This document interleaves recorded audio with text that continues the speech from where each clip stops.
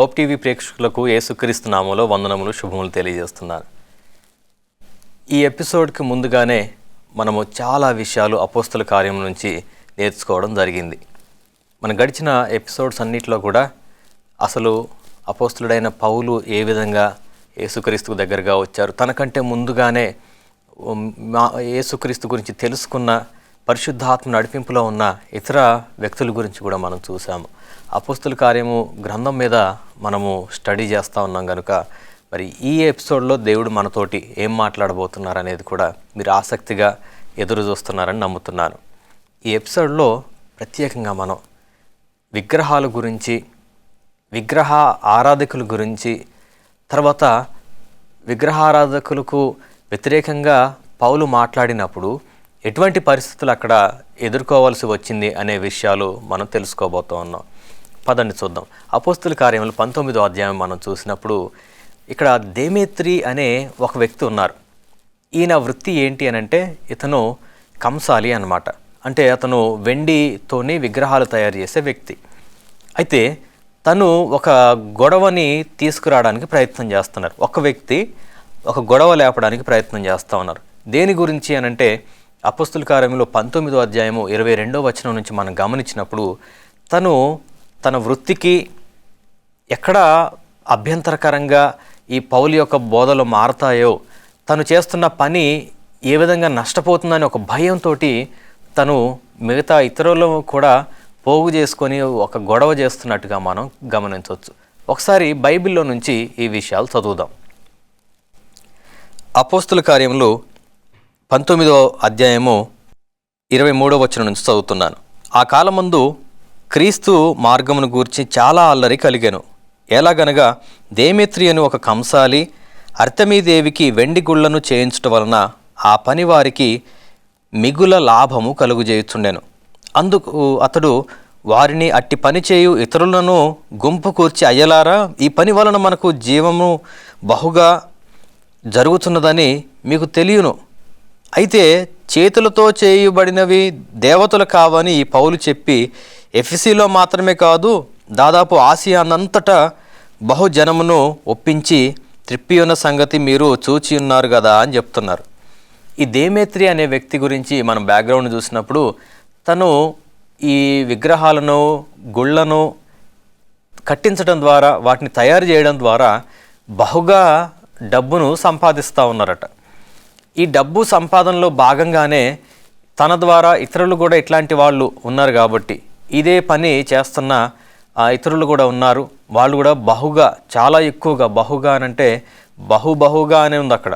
అంటే చాలా చాలా గొప్పగా సంపాదిస్తూ ధనవంతులుగా మారుతున్నారు.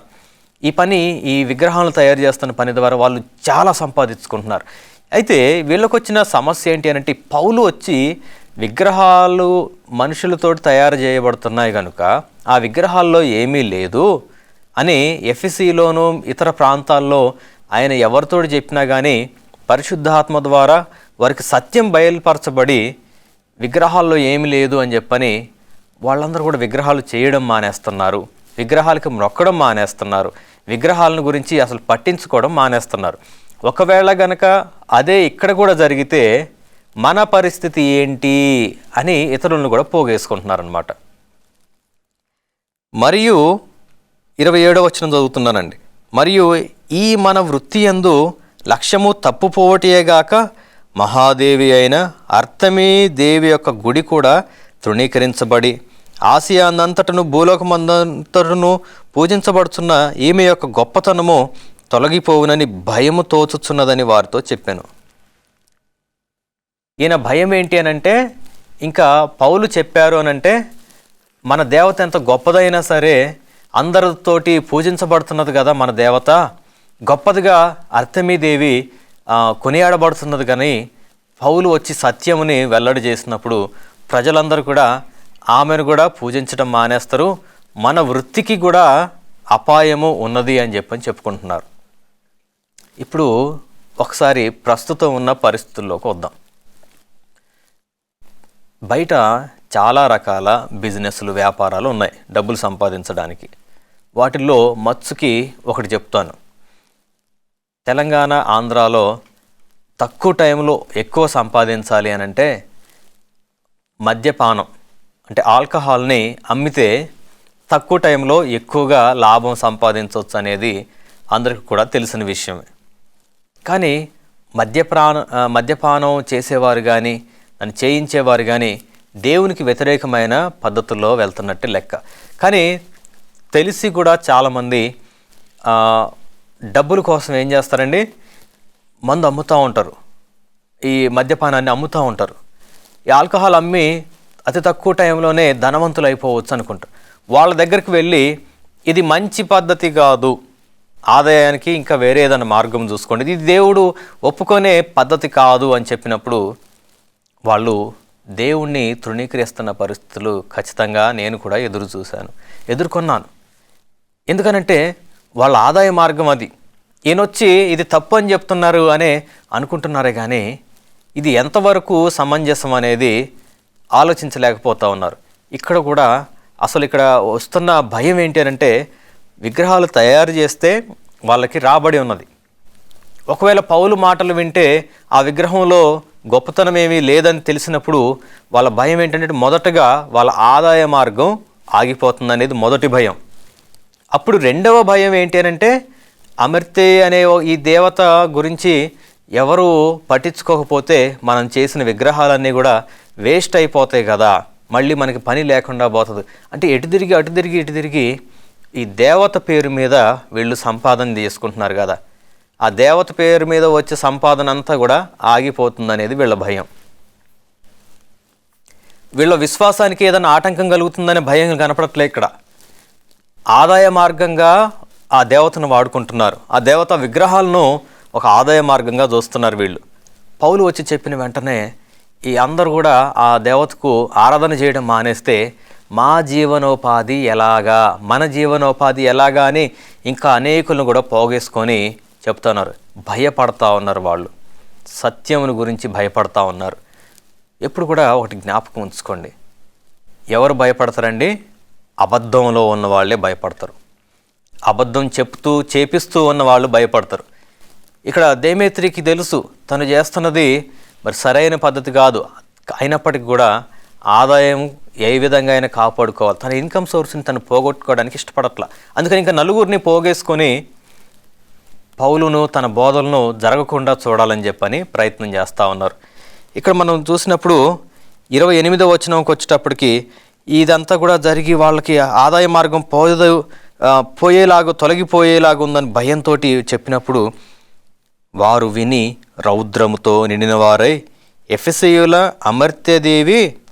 అర్తెమీదేవి మహాదేవి అని కేకలు వేశారట. ఎఫెసీయులకి ఉన్న అర్తెమీదేవి మహాదేవి అని కేకలు వేశారు. ఎందుకు ఆ కేకలు ఎందుకు వేస్తున్నారు? వాళ్ళ ఆదాయ మార్గం పోయేలాగుందని. అర్థమవుతుందా? ఆ దేవి మీద ప్రేమతోటి గొప్పతోని కాదు, వాళ్ళకున్న భక్తితోని కాదు, వాళ్ళ ఆదాయ మార్గం పోతుందనేసరికి దేవతను అడ్డం పెట్టుకుంటున్నారు. పాయింట్కి వచ్చారు మీరు. ఇప్పుడు కూడా అల్లర్లు గొడవలు ఎందుకు జరుగుతున్నాయండి? దాని వెనక ఖచ్చితంగా ఆదాయ మార్గమే ఉన్నది. ఆదాయ మార్గం పోతుందనుకున్న కొన్ని వర్గాల వాళ్ళు వాళ్ళ దేవతలను దేవుళ్ళను అడ్డం పెట్టుకొని సత్యానికి వ్యతిరేకంగా గొడవలు చేస్తూ ఉన్నారు. ఇంకా ముందుకు చూద్దాం. ఇప్పుడు 29వ వచనం కూడా చూద్దామండి. పట్టణము బహు గలిబిలిగా ఉండెను, మరియు వారు పౌలుతో ప్రయాణమై వచ్చిన మాసిదోనియా వారైన గాయిను అరిస్తర్కును పట్టుకొని దొమ్మిగా నాటకశాలలో చొరబడిరి. ఏం చేస్తున్నారండి? భయంతో వాళ్ళ ఆదాయ మార్గం ఏడబోతుందో అని చెప్పని భయంతో పౌలుతో పాటు వచ్చిన వాళ్ళ మీద దొమ్మిగా పడి వాళ్ళని ఒక నాటకశాలలోకి తీసుకొని పోయారు. అక్కడ చాలామంది ఉన్నారు. ఇక్కడ వీళ్ళ ప్లాన్ ఏంటంటే వీళ్ళని తీసుకొని వెళ్తే పౌలు కూడా అక్కడికి వస్తాడు అనే వీళ్ళ ఆలోచన. సో ఎర్రలాగన్నమాట. పౌలు అక్కడికి వెళ్దాం అనుకుంటున్నారు. నేను కూడా వెళ్ళి అక్కడ ఉన్న వారందరికీ సువార్త చేస్తా అనుకుంటే మిగిలిన శిష్యులు తర్వాత అక్కడున్న అధికారులు కూడా పౌలుకు విషయం చెప్తారు. వాళ్ళు కావాలనే నిన్ను రెచ్చగొట్టి అక్కడికి పిలిపిస్తూ ఉన్నారు, నువ్వు ఇప్పుడు అక్కడికి వెళ్ళకూడదు, పౌలు మీరు అక్కడికి వెళ్ళకూడదు అని చెప్తా ఉన్నారు. ఎందుకంటే ప్రమాదం, అది కావాలనే వాళ్ళు పౌలుని అక్కడికి రంపించి అతను చంపాలనే ప్రయత్నం చేస్తున్నారు. దేవత మీద భక్తితో కాదు, ఖచ్చితంగా అది వాళ్ళ ఆదాయము మార్గము ఎక్కడ కనుమరుగైపోతుందో, వాళ్ళ ఆస్తిపాస్తులన్నీ కూడా ఇంకా సంపాదించుకోవడానికి అవకాశం లేకుండా పోతుందని ఆ దేవతను అడ్డం పెట్టుకొని చేస్తున్న పని ఇది. ఇంకా మనం ముందుకు చదువుదామండి. 31వ వచనం చదువుతున్నాను.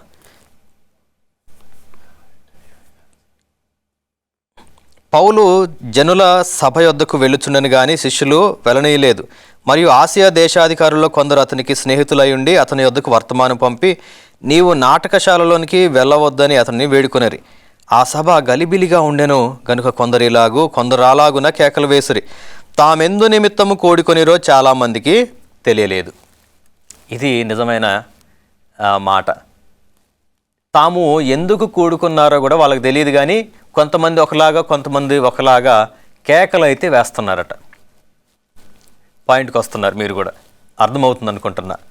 ఎందుకంటే ప్రస్తుతం కూడా ఎవరో ఏదో చెప్తే నమ్మేసి మా మతం ప్రమాదంలో ఉంది అనుకుని రకరకాలుగా కేకలు వేస్తున్నారు. వాళ్ళు ఎందుకు కేకలు వేస్తున్నారు అనేది వాళ్ళకి తెలియదు. నిజంగా వాళ్ళ మతం, వాళ్ళ విశ్వాసము ప్రమాదంలో ఉందా అనేది కూడా వాళ్ళకి తెలియదు. లేదా నిజంగా వాళ్ళు నమ్మిన విశ్వాసం నిజమైందా కాదా అనేది కూడా పూర్తి స్థాయి అవగాహన లేకుండా కూడా కేకలు వేసే చాలామందిని ఈరోజు మనం చూస్తున్నాం. నాకు ఒక యూట్యూబ్ ఛానల్ ఉంది. దాంట్లో నేను దేవునికి సంబంధించిన వాక్యాలు పెట్టిన ప్రతిసారి ఎవరో ఒకరు కింద చెడ్డగా తిడుతూ, బూతులు తిడుతూ కూడా కామెంట్స్ పెడతా ఉన్నారు. అనిపిస్తుంది ఎందుకు వాళ్ళకి అంత కోపం వస్తుందనంటే ఇదే. ఎందుకు వాళ్ళు తిడుతున్నారనేది కూడా వాళ్ళకి తెలియదు, ఎందుకు వాళ్ళు కేకలు వేస్తున్నారనేది కూడా వాళ్ళకి తెలియదు. అయినప్పటికి కూడా ఏదో ప్రమాదం మా కోసం ముంచుకొస్తుందని ఎవరో చెప్పిన మాటలను నమ్మి భయముతోటి ఎదుటి వారిని వాళ్ళు చంపడానికి కూడా తెగిస్తూ ఉన్నారు. ఈ మధ్యకాలంలోనే మనందరికీ కూడా ప్రపంచమంతా కూడా ఉలిక్కిపడే ఒక గొప్ప గొప్ప స్టేట్మెంట్స్ చేశారు ఛత్తీస్గఢ్ నుంచి. ఏమని? ఈ ప్రాంతంలో ఉన్న క్రైస్తవులను మేము చంపబోతా ఉన్నామని, ఖచ్చితంగా వాళ్ళని నరికేస్తామన్నారు. కనీసం ఎందుకు ఆ స్టేట్మెంట్స్ ఇచ్చారని ఎవరు కూడా ప్రశ్నించే వాళ్ళు లేరు. పైగా ఈ స్టేట్మెంట్స్ విన్న వాళ్ళందరూ కూడా మా మతం ప్రమాదంలో ఉందంట, నేను వెళ్ళి చంపాలి వాళ్ళందరినీ కూడా అంటున్నారు. ఇంటర్వ్యూ చేస్తూ ఉన్నారు కొంతమంది వెళ్ళి, మీరు నిజంగానే చంపాలనుకుంటున్నారంటే చంపాలి, ఖచ్చితంగా చంపాలని. ఎందుకు చంపాలి? మా మతం, మా విశ్వాసం ప్రమాదంలో ఉందట. ఎవరు చెప్పారు? ఎవరో అన్నారు, కాకపోతే ప్రమాదంలో ఉందట. పూర్తి స్థాయి అవగాహన లేదు, కానీ వెళ్తున్నారు, అరుస్తున్నారు, కేకలేస్తున్నారు. ఇదే పరిస్థితి ఇప్పుడు ఉంది, అప్పుడు కూడా ఉంది. మరి అట్లాంటి పరిస్థితిలో పౌలు ఎట్లాంటి నిర్ణయం తీసుకోవాలి? పౌలు ఆ శాలలోకి వెళ్దాం అనుకున్నారు, కానీ ఆయనకి కొన్ని ఇంటిమేషన్ వస్తూ ఉంది. ఇన్ఫార్మ్ చేస్తూ ఉన్నారు తన ఫ్రెండ్స్ అందరు కూడా, అధికారుల్లో తన స్నేహితులు ఉన్నారు, నువ్వు అక్కడికి వెళ్ళొద్దు, ఇదంతా కూడా ఒక ట్రాప్, ఇదంతా నువ్వు అక్కడికి వెళ్తే నిన్ను వాళ్ళు పట్టుకుంటారు, నిన్ను పట్టుకోవడానికే ఇదంతా కూడా చేస్తున్నారు, కనుక గలిబిలిగా ఉన్నందువల్ల నువ్వు ఎట్టి పరిస్థితుల్లో అక్కడికి వెళ్ళొద్దు అని చెప్పని అక్కడ నుంచి పౌలును తప్పించే ప్రయత్నం చేస్తూ ఉన్నారు. ప్రియ సహోదరుడా, సహోదరి, పౌలు నిజం చెప్తా ఉన్నారు, సత్యం చెప్తా ఉన్నారు. మనుషుల ద్వారా చేయబడినది విగ్రహము కాదు, ఆ విగ్రహము అది దేవత కాదు అని చెప్తా ఉన్నారు. దేవత అనేది మనుషులతోటి తయారవ్వదు. దేవతలు ఒకవేళ నిజమైనవి అయితే మనుషుల్ని వాళ్ళే తయారు చేయాలి, కానీ మనుషులు చేసింది ఎప్పటికి కూడా దేవుడు కానీ దేవత కానీ అవ్వదు అనేది పౌలు బోధ. ఇక్కడ నష్టపోతుంది ఎవరు అనంటే విగ్రహాల మీద ఆధారపడి బ్రతుకుతున్నవారు. వాళ్ళ లాభం కోసం వాళ్ళేం చేస్తున్నారు? ఇతరులను ప్రేరేపించి కేకలు వేసేలాగా చేస్తున్నారు. ఈ కేకలు వేసే వారికి వాళ్ళు ఎందుకు అరుస్తున్నారు అనేది తెలియదు. ప్రస్తుత సమాజంలో జరుగుతుంది కూడా అదే. ఏదో ప్రమాదంలో ఉన్నాం అనుకుంటున్నారు. 2000 సంవత్సరాలుగా ఉన్న స్థానికంగా ఉన్న క్రైస్తవుల వల్ల ఎప్పుడైనా ఏదైనా ప్రమాదం వారికి జరిగిందా అంటే వారికి సమాధానం లేదు. లేదా ఎప్పుడైనా వారికి క్రైస్తవుల ద్వారా ఇతర మతస్థులకి ఏదన్నా నష్టం జరిగిందా అంటే అదేం లేదు. పైగా మేలే జరుగుతూ వచ్చింది ఎన్ని సంవత్సరాలుగా. అయినప్పటికీ ఎవరో ఏదో కల్పిత కథలో మాటలు చెప్పేసరికి మేమేదో ప్రమాదంలో ఉన్నామని ఒకరు ఒక రకంగాను ఇక్కడ అరిచినట్టుగానే బయట కూడా అరవటం మనం చూస్తూ ఉన్నాం. ఒక్కొక్కరిదో ఒక్కొక్క రకమైన కేకలు. ఇవన్నీ కూడా ఎవడో ఒకడో చేసిన తప్పిదం, వాడి స్వార్థం కోసం, వాడి లబ్ధి కోసం చేసిన పుకార్లను నిజమని వారి మంచి సమయాన్ని, వారి కుటుంబాన్ని, వారి ప్రాణాన్ని కూడా పణంగా పెట్టి కేకలు వేసే జనుల మధ్యలో మనం ఉన్నాం. ఇంకా మనం ముందుకు చూస్తే 33వ వచనం చదువుతున్నాను. అప్పుడు యూదులు అలెగ్జాంద్రును ముందుకు త్రోయగా కొందరు సమూహంలో నుండి అతనిని ఎదుటికి తెచ్చిరి. అలెగ్జాంద్రు సైగ చేసి జనులతో సమాధానము చెప్పుకోవాలని ఉండెను. అయితే అతడు యూదుడని వారు తెలుసుకున్నప్పుడు అందరూ ఏకశబ్దంతో 2 గంటల సేపు ఎఫెసీయుల అర్తెమీదేవి మహాదేవి అని కేకలు వేశారు. ఇప్పుడు సత్యం చెప్పేటోళ్ళు, నిజమేది అని చెప్పేవారు ఎవరైతే మీకేంటి? వారు ఏ కులానికి సంబంధించిన వారు, ఏ మతానికి సంబంధించిన వారైతే మీకేంటి? ఇక్కడ అలెగ్జాంద్రు అనే వ్యక్తి ఆయన సత్యం చెప్పుదామని ప్రయత్నం చేస్తూ ఉంటే అతను వేరే దేశానికి సంబంధించిన వాడు, వేరే ప్రాంతానికి సంబంధించిన వాడని తెలుసుకొని ఇంకా బిగ్గరగా కేకలు వేస్తున్నారట. ఏమండి, ఈ యూదుడని తెలుసుకొని వాళ్ళు ఇంకా కేకలు వేస్తున్నారట. నిజంగా ఇప్పుడు కూడా అదే జరుగుతూ ఉన్నది. ఒకడు తక్కువ కులంలో నుంచి వచ్చి దేవుని వాక్యం చెప్తా ఉంటే వాడు మాకు చెప్పడం ఏంటి అనే ఒక చులకన భావం. సత్యం ఎక్కడున్నా కానీ సత్యమే. అది ధనవంతుడి నోటిలో ఉన్న సత్యమే, పేదవాడి ద్వారా వచ్చిన సత్యమే. లేదా అది ఏ కులానికి, ఏ వర్గానికి సంబంధించిన వాడైనా, తెల్లవాడైనా నల్లవాడైనా, ఎవరు చెప్పినా సత్యం సత్యమే. అది వినడం నేర్చుకోవాలి. సత్యము మనల్ని రక్షిస్తుంది. సత్యం మనల్ని శిక్ష నుంచి తప్పించి నిత్య జీవంలోనికి నడిపిస్తుంది. యేసుక్రీస్తు చెప్తా ఉన్నారు, నేనే మార్గమును సత్యమును జీవమును అని. ఆయనలో రక్షణ ఉంది, ఈ విగ్రహాలలో ఏదీ లేదు అని చెప్పినప్పుడు వీళ్ళు అంగీకరించలేకపోతున్నారు. ఎందుకు అనంటే కేవలం ఎవరో ఒకరు స్వార్థంతో మా లాభ సాధనం మేము కోల్పోయేలాగా ఉంది అని భయంతో చేసిన పుకార్లను నమ్మి ఇతరులు కూడా వారి విలువైన సమయాన్ని వృధా చేసుకోవడం మనం ప్రత్యక్షంగా ఇప్పుడు ఈ కాలంలో ఈ 2025వ సంవత్సరంలో కూడా మనం చూస్తూ ఉన్నాం. ఇది 2000 సంవత్సరాల క్రితం కూడా సేమ్ అలాగే జరిగిన విషయం. అప్పుడు ఇంకా కొంచెం ముందుకు వెళ్తే అంతటా కరణము సమూహమును సముదాయించి ఎఫ్సీయులారా, ఎఫ్సీ నుండి పట్టణము అర్తెమీ మహాదేవికి ద్యుపతి యొద్ద నుండి పడిన మూర్తికిని పాలకురాలై ఉన్నదని తెలియని వాడెవడు? ఈ సంగతులు నిరాక్షేపమైనవని కనుక మీరు శాంతము కలిగి ఏదియో ఆతురపడి చేయకుండా ఉండుట ఆవశ్యకము. ఇక చెప్తా ఉన్నారు. ఇక అక్కడ ఉన్న క్లర్క్, కరణం అని అంటే క్లర్క్ అని ఉంది ఇంగ్లీష్లో. అంటే అతను ఉన్న పరిస్థితిని కొంచెం చక్కబెట్టాలన్న ఆలోచనతోనే మన అర్తెమీదేవి గురించి అందరికీ తెలుసు, మీరేమి కంగారు పడొద్దు, కొంచెం సమయం ఇవ్వండి, అంత ఎక్కువగా కంగారు పడిపోయి గలిబిలి అవ్వద్దు అని మెల్లగా తను తెలివిగా జ్ఞానంతోనే అక్కడున్న వారిని సముదాయించడం ప్రారంభించారు. ఒక క్లర్క్కి ఉన్న జ్ఞానం మనకి లేకుండా పోతూ ఉంది. గొప్ప గొప్ప చదువుకున్న వాళ్ళు కూడా వాళ్ళ కులానికి, వాళ్ళ మతానికి ఏదో నష్టం జరిగిపోతుంది, ఏదో ప్రమాదంలో ఉన్నామని ఊగిపోతూ ఉన్నారు. ఎందుకు? మొదటి నుంచి కూడా జరిగింది ప్రమాదమేనా? ఇన్ని సంవత్సరాలుగా క్రైస్తవుల ద్వారా మేలేమి పొందలేదా? అభివృద్ధి ఏమి పొందలేదా? లేదా మీ విశ్వాసం ద్వారా ఇన్ని సంవత్సరాలు మీరేం సాధించారు? ఎంత వెనకబడిపోయారు? అణిచివేతకు గురి కాలేదా మీరు? మీ విశ్వాసాన్ని బట్టి, మీ నమ్మకాలను బట్టి, మీ మూఢ నమ్మకాలను బట్టి, ఆ ప్రాచీన ఆచారాలను బట్టి అణిచివేతకు గురి కాలేదా? దాంట్లో నుంచి స్వతంత్రులుగా చేయడానికి దేవుడు సేవకులను పంపిస్తే ఆ బరువు ఇంకా మోస్తాం, ఆ బరువే మాకు కావాలనుకుంటున్నాం. అది కూడా ఎందుకనంటే ఎందుకు మనం కోరుకుంటున్నామో మనకు తెలియకుండానే కోరుకుంటున్నాం. ఎవరికో లాభసాధనం అది, ఎవరికో లాభసాధనం అది. వాళ్ళ లాభం కోసం మనల్ని వాడుకుంటున్నారు అనేది మనం అస్సలు మర్చిపోవద్దు. అది రాజకీయ లబ్ధి కోసమా, ఆర్థిక లబ్ధి కోసమా, ఏదైనా కావచ్చు. ఎవరో మనల్ని రెచ్చగొడితే మనం ఎగిరి పడుతున్నామేమో ఒకసారి జ్ఞాపకం చేసుకోవాలి. ఇంకా ముందుకు మనం వెళ్ళినప్పుడు 39వ వచనంలో చదువుతున్నాను. అయితే మీరు ఇతర సంగతులను గురించి ఏమైనా విచారణ చేయవలసి ఉంటే మనము ఈ గలిబిలిని గూర్చి చెప్పినది తగిన కారణమేమీ లేనందున నేడు జరిగిన అల్లరిని గూర్చి మనలను విచారణలోనికి తెత్తురేమో ఆయన భయపడి ఇట్లు గుంపు కూడినందుకు తగిన కారణము చెప్పజాలమని వారితో అనెను. అతడిలాగు చెప్పి సభను ముగించెను అని ఈ అధ్యాయం పూర్తవుతుంది. ఇంకా ఈ క్లర్క్కి ఏం చెప్పాలో అర్థం కావట్లా. మనం అకారణంగా అసలు ఎందుకు గొడవ చేస్తున్నాము, ఎందుకు మనము ఈ గొడవ చేయాలి, ఏమైనా నష్టం ఇంతవరకు జరిగిందా అనే ప్రశ్నలు ఈ క్లర్క్ కరణం గారు ఆయన ప్రశ్నించినప్పుడు ఎవరి దగ్గర సమాధానం లేదు. అరవటమే తరుస్తున్నారు, మా దేవత గొప్ప, మా దేవత గొప్ప అని. అంతవరకే తెలుసు వాళ్ళకి.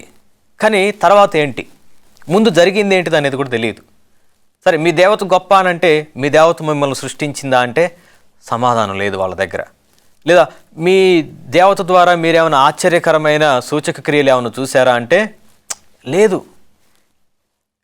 మీ దేవత మరి తనకు తాను సృష్టించబడిందా, మొదటి నుంచి ఉన్నదా అని అంటే లేదు, వీళ్ళు సృష్టించుకున్నది, మనుషుల ద్వారా సృష్టించబడింది. పౌలు ఒకటే చెప్తున్నారు, మనుషుల ద్వారా సృష్టించబడిన ఏ విగ్రహం కూడా దేవత కాదని చెప్పారు. అది వీళ్ళకి ఇబ్బందికరంగా మారింది. వాస్తవమా కాదా? నిన్ను సృష్టించేవాడు దేవుడు అవుతాడు, కానీ నువ్వు సృష్టించుకున్న బొమ్మ అది సృష్టమే అవుతుందిలే, కానీ సృష్టికర్త ఎప్పటికీ కూడా కాలేదు. ఇది మర్చిపోకూడదు ఎవరు కూడా. నిజమైన సృష్టికర్తను గురించి వెతకండి, నిజమైన సృష్టికర్త ఎవరో తెలుసుకోండి. ప్రాచీన గ్రంథాలన్నీ కూడా చదవండి, బైబిల్ చదవండి, సంపూర్ణంగా చదవండి. ఎవరెవరో ఎక్కడో చెప్పిన వాట్సాప్ యూనివర్సిటీ గురించి మనకొద్దు. అక్కడొక మాట ఇక్కడొక మాట విని వద్దు. దేవుడు మీకు చదువును తెలివితేటలను ఇచ్చారు, చదవండి. స్వయంగా చదివి పూర్తిగా చదివి తెలుసుకోండి. అక్కడొక మొక్క ఇక్కడొక మొక్క విని ఈ క్రైస్తవ్యాన్ని వ్యతిరేకించకండి. సంపూర్ణమైన జ్ఞానం తెలుసుకున్న తర్వాతనే మాట్లాడాలి. మీ అందరికి కూడా మనవి చేస్తున్నాను. నిజంగా ఈ ఇన్సిడెంట్ ఇప్పుడు జరుగుతున్నట్టుగానే ఉంది. ప్రస్తుత పరిస్థితులను కళ్ళారు కట్టినట్టు చూపిస్తుంది. ఇప్పుడు కూడా అదే పరిస్థితుల్లో మనం ఉన్నాం. నిజమైన దేవుని గురించి తెలుసుకోవాల్సిన సమయం వచ్చింది. నిజమైన విశ్వాసంలోనికి మనం రావాల్సిన సమయం వచ్చింది. ఇంకా ఎక్కువ సమయం లేదు. ఇంకా ఎప్పటికీ ఎవరో వెనకుండి కేకలు వేస్తూ ఉంటే మనం అలాగే మిగిలిపోతాం. వాళ్ళు ప్రారంభించిన వాళ్ళు బాగానే ఉంటారు, వాళ్ళు బాగానే సంపాదించుకుంటారు, వాళ్ళు బాగానే బాగుపడతారు. కానీ కేకలు వేస్తూ రోడ్ల మీద తిరిగే నువ్వు, నీ కుటుంబము, మీకేమీ లేదు, మీకేమీ లాభం లేదు. చివరికి నువ్వు ఒకవేళ కేకలు వేసి గెలిచినా కానీ నీకు లాభం ఏమీ జరగదు. నిజమైన దేవుణ్ణి తెలుసుకో, నిజమైన సృష్టికర్తను దేవునిగా ఆరాధించు. విగ్రహాలు వాటినన్నిటిని కూడా విడిచిపెట్టు. నువ్వు తయారు చేసుకున్నవి నీకేమి ఉపయోగపడవు. నిన్ను తయారు చేసిన, నిన్ను సృష్టించిన దేవుణ్ణి నీ రక్షకునిగా, స్వరక్షకునిగా, నీ కుటుంబ రక్షకునిగా అంగీకరించు. మిమ్మల్ని మీ కుటుంబాలను దేవుడు దీవించునుగాక. ఆమేన్.